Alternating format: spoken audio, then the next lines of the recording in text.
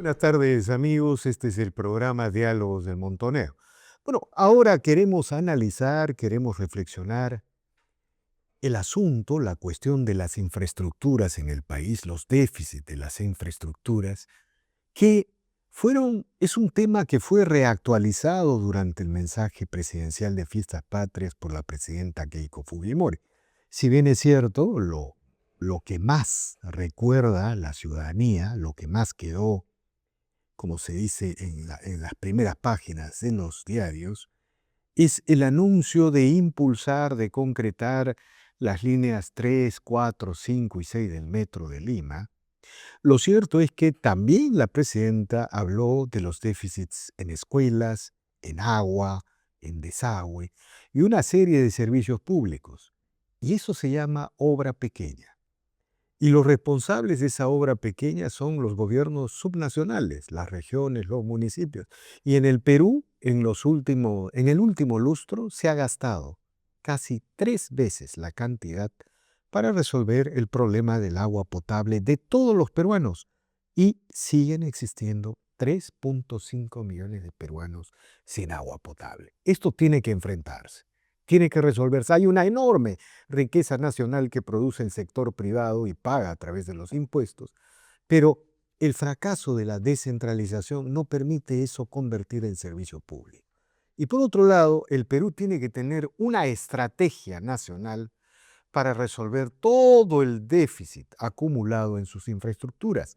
Y ahí entra estos grandes megaproyectos que ha anunciado la presidenta y queremos aproximarnos a estos temas y por eso el día de hoy hemos convocado al señor Gonzalo Prealé, expresidente de la Asociación de Fomento de las Infraestructuras Nacionales, AFIN. Él ha tenido la gentileza de aceptar esta conversación. Buenas tardes, señor Gonzalo Prealé. Buenas tardes, Víctor Andrés. Gracias por la invitación.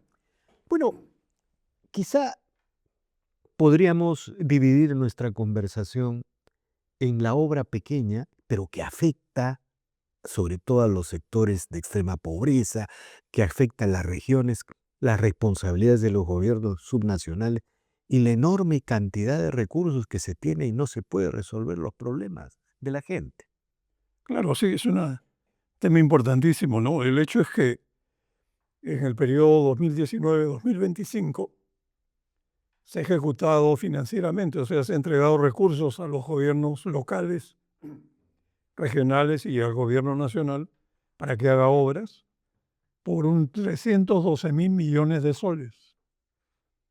Pero esto comparado con la brecha a 20 años proyectada el 2019, de 363.000 millones de soles. Quiere decir que en los últimos 7 años se ha entregado el 85% de los recursos necesarios para cerrar la brecha de 20 años. Y todo sigue igual. El gasto ha sido inmenso, igual o incluso peor. En varios sectores las brechas han aumentado. Y lo irónico es que actualmente la inversión en infraestructura anual está en 5% del Producto Bruto, por encima de cualquier país de Latinoamérica, encima del promedio de la OCDE o de la OCDE. Entonces, ¿cuáles son las causas de esta debacle en el gasto en obras públicas? O sea, a ver, un poco para entendernos, de acuerdo a lo que se ha gastado, de acuerdo a lo que se transfirió, ningún peruano debería carecer de agua potable, de desagüe. Deberían haber buenas escuelas, buenas postas médicas, buenas carreteras. Sí, o hubiera habido grandes avances, dada la cantidad de recursos inmensa. Pero veamos, los componentes básicos del gasto estatal en obras públicas de infraestructura son el proceso y el producto que resulta de ese proceso. Sin un proceso adecuado, sería milagroso lograr resultados como los que uno esperaría. Eso es lo que nos ha pasado. Miremos primero entonces el proceso de las obras públicas. Tenemos primero expedientes técnicos y estudios deficientes. Por ejemplo, se ha aprobado 3 veces el número de proyectos ejecutables por año. Hay una sobreoferta, un sobrestock de proyectos estudiados que no sirven. Y esto, para que Es un nuestro, vicio de larga data. para que nuestros televidentes nos continúen siguiendo, todo esto que está usted informando tiene que ver con los gobiernos subnacionales, gobiernos regionales y gobiernos municipales. Sí. No es el gobierno central, ¿no es cierto? Bueno, principalmente el problema está enfocado en los gobiernos locales. Las unidades ejecutoras del gasto, que son los gobiernos locales o los gobiernos regionales, están lideradas por alcaldes o gobernadores sin calificación para el cargo, muchos de ellos corruptos. Y esto no es manejable porque se trata de cargos electos. Entonces no es que eso lo pueda solucionar el gobierno de turno, eso lo deciden los ciudadanos y lamentablemente, dada la oferta que tienen de candidatos, terminan eligiendo mal.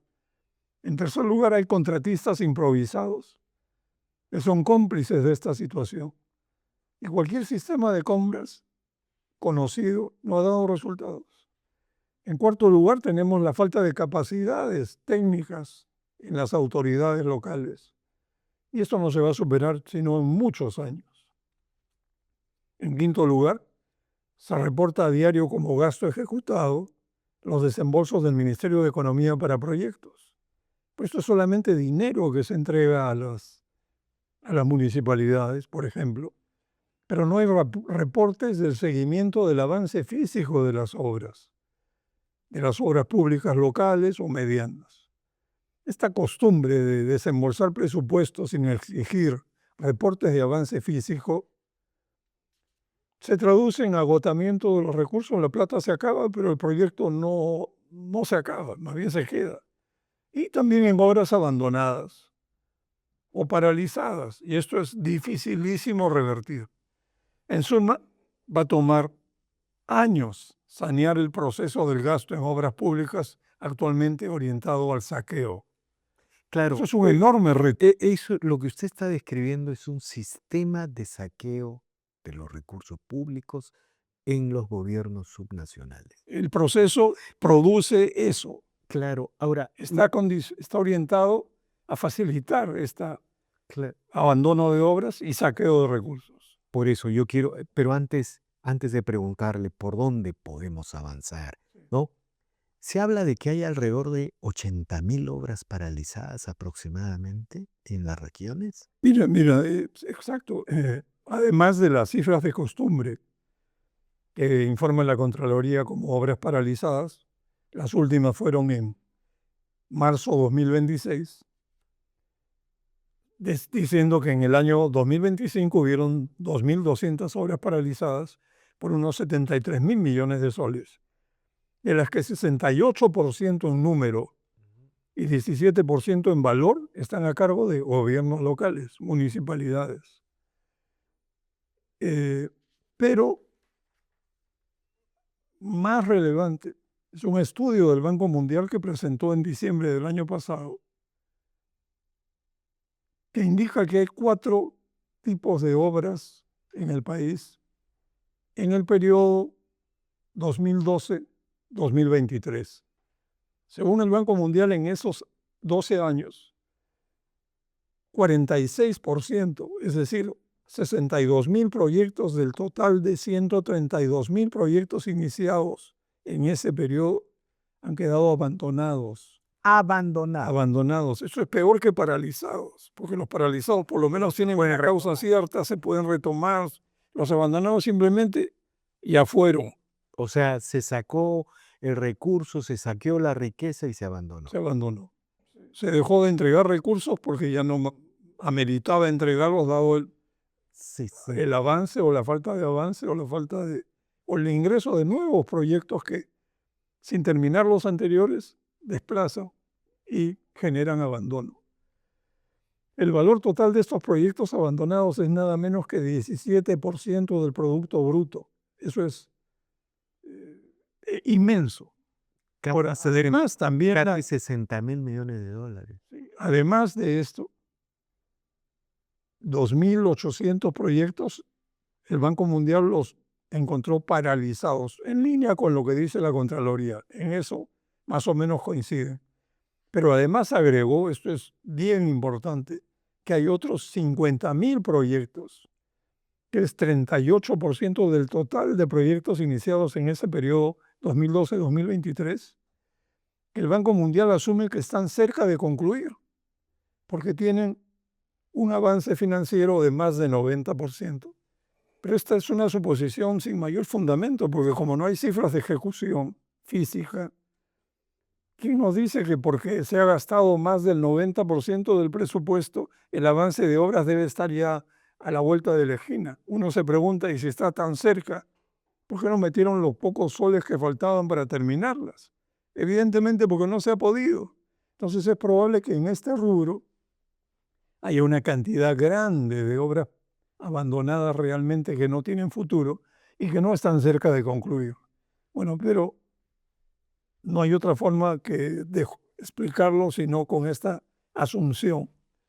Y por último, ¿sabes qué? Lo más ya paradójico de todo, o chocante de esto, es que los proyectos en desarrollo, es decir, normales, los que están en curso, son solo 17.000, es decir, 13% del total de proyectos estudiados. Nada es La una, normalidad es de este tamaño y la normalidad es de este tamaño. o sea, es un saqueo sistémico.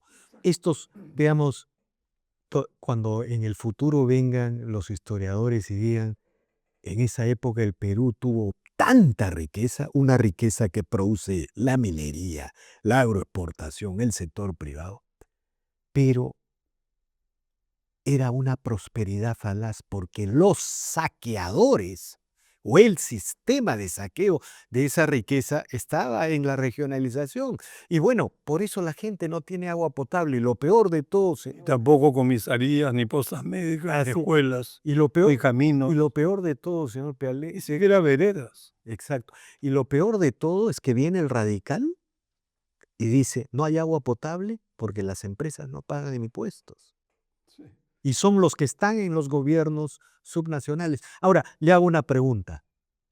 ¿Cuál es la salida? El gobierno tiene que tener un camino. Claro, ¿cómo lograr resultados inmediatos al margen de este proceso enfermo, digamos? Considerando que corregirlo, porque hay que corregir este proceso lleno de vicios, orientado al saqueo, pero eso va a tomar años. Entonces, ¿cómo podemos lograr resultados inmediatos? Bueno, veamos. Esto se llama quick wins, es decir, resultados pronto.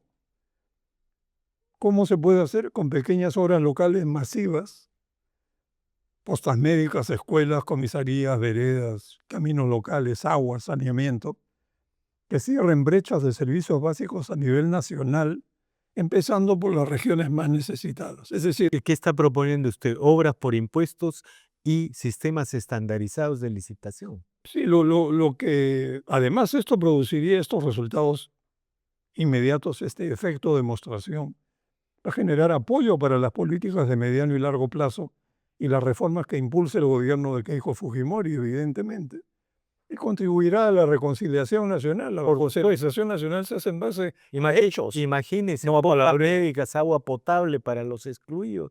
Santo Dios. Pero mira, no es la ironía es que no es necesario distraernos en tratar de gastar todo el presupuesto anual, donde se quedan 3 de cada 10 soles sin gastar todos los años.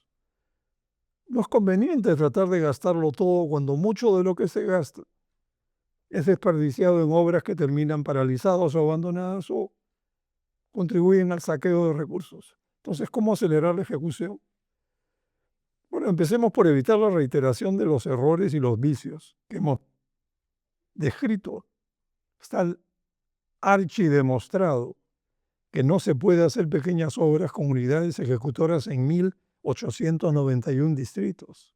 No se puede. No se puede, no se ha podido, no se va a poder. Y que los gobiernos subnacionales no tienen capacidad de gestión, pero además medran. Ojalá solo fuera incapacidad de Eso está clarísimo. ¿Qué propone usted ahí? ¿Cómo salimos de eso? agilizar y destrabar la ejecución de los proyectos pequeños y controlarla con métrica del avance físico en relación con el monto gastado por las unidades ejecutoras. Pero para esto necesitamos reportes mensuales o trimestrales obligatorios, con sanciones por incumplimiento en reportar. No podemos seguir navegando a ciegas en medio del saqueo presupuestal y las obras abandonadas. Ahora, ¿cómo romper la inercia actual? Primero, generalidades, parar el populismo legislativo, parar el saqueo presupuestal, aunque suene redundante, porque no solamente en las De acuerdo, obras, pero no financiar el abandono de obras, no reactivar obras paralizadas o abandonadas, dándole más plata a las mismas unidades ejecutoras que las abandonaron o paralizaron. No entregar recursos para nuevos proyectos a unidades ejecutoras que hayan abandonado obras. Establecer criterios técnicos para seleccionar proyectos reactivables paralizados.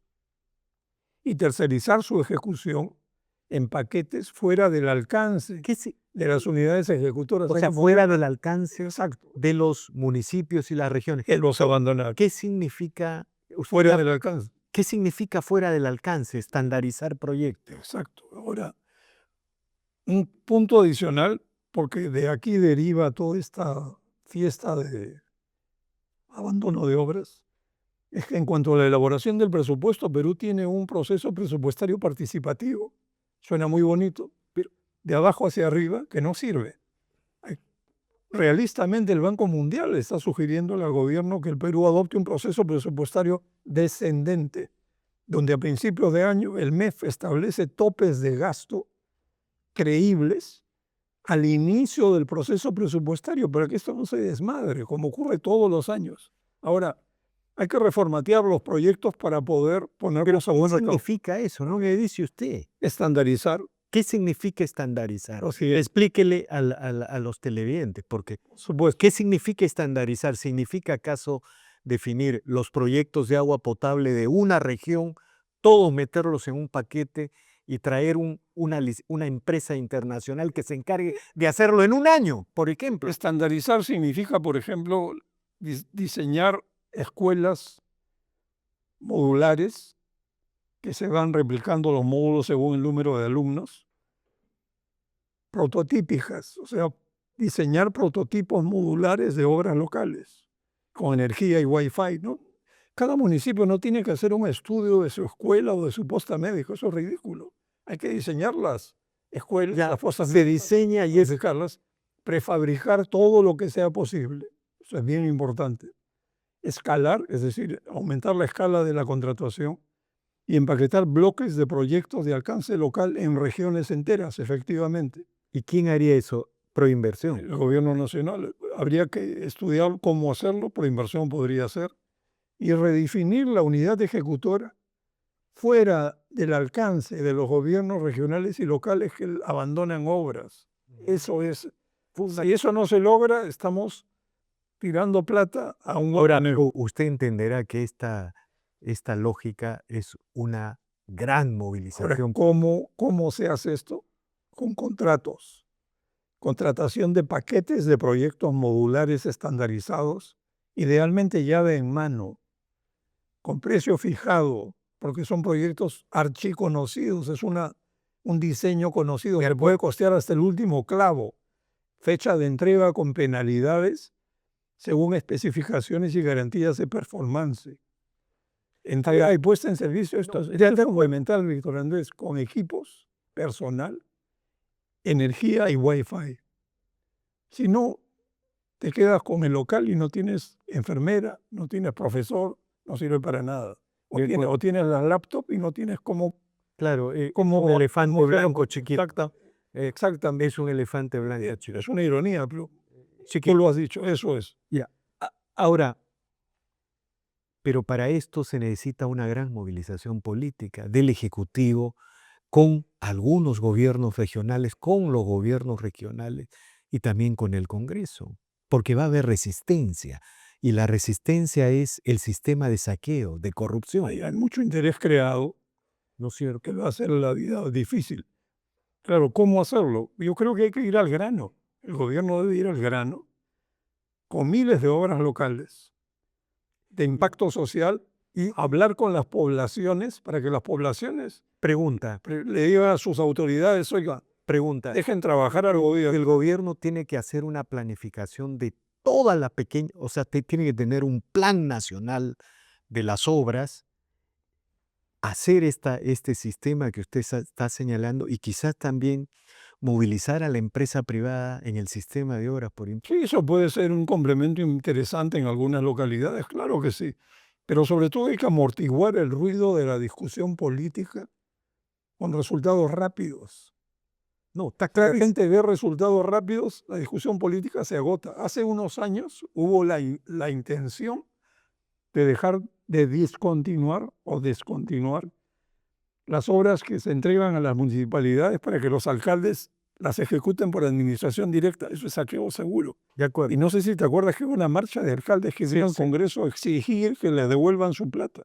De acuerdo. Ahora, señor Prele, déjeme plantearle otro tema. Por supuesto. Mire, la presidenta Keiko ha hablado de grandes proyectos de infraestructura en su mensaje presidencial.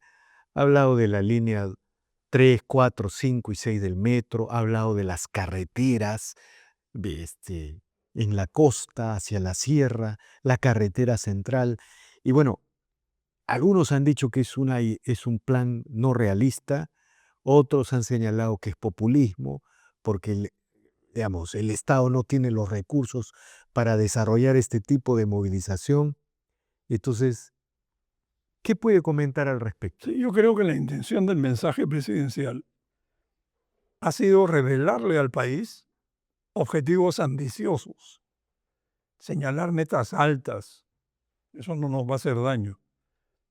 Se entiende que previa evaluación detallada se seleccionará varios de estos grandes proyectos que ha listado, que irán avanzando y continuarán durante este gobierno y el siguiente, si es que el tiempo no alcanza.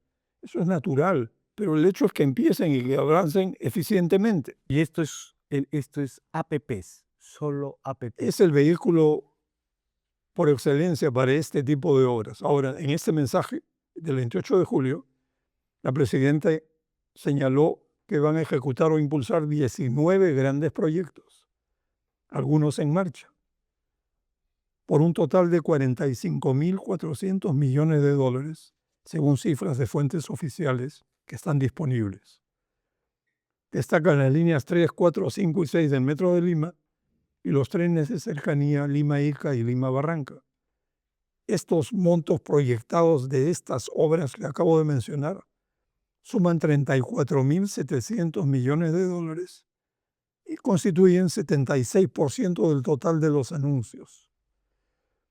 Ahora, Keiko Fujimori también anunció que se impulsaría los metros de Arequipa, Piura y Trujillo, que aún no han sido estudiados, están en planeamiento y no están incluidos en el monto.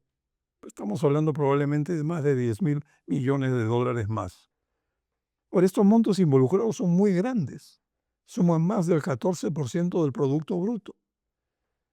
No se puede ignorar las limitaciones por falta de espacio fiscal tras el enorme gasto populista que aprobó el Congreso anterior, que impacta las cuentas fiscales, y por la falta de capacidad del Estado archidemostrada para lograr la ejecución de megaproyectos y de pequeños proyectos en el tiempo y monto presupuestados.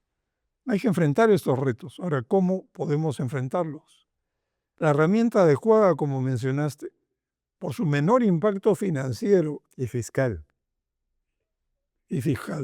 y por su mejor gestión, son las asociaciones público-privadas. Es el vehículo por excelencia, pero se necesita ajustarle algunos tornillos a esos procesos también. Esta es la experiencia de años de APPs, ha dejado lecciones. Y no es fácil tampoco implementarlas, pero es imprescindible. Un megaproyecto requiere gastar 5% o más del valor del proyecto en estudios de factibilidad. Mira, si tú y yo nos sentáramos en un chifa a hablar de un túnel importante y en una servilleta hacemos un dibujo y trazamos, esa es profundidad 0. Y la profundidad 10 es el estudio definitivo de ingeniería con el cual se construyen los planos de las obras. Ok, 0-10. Para que tengan una idea, para que el público se forme una idea.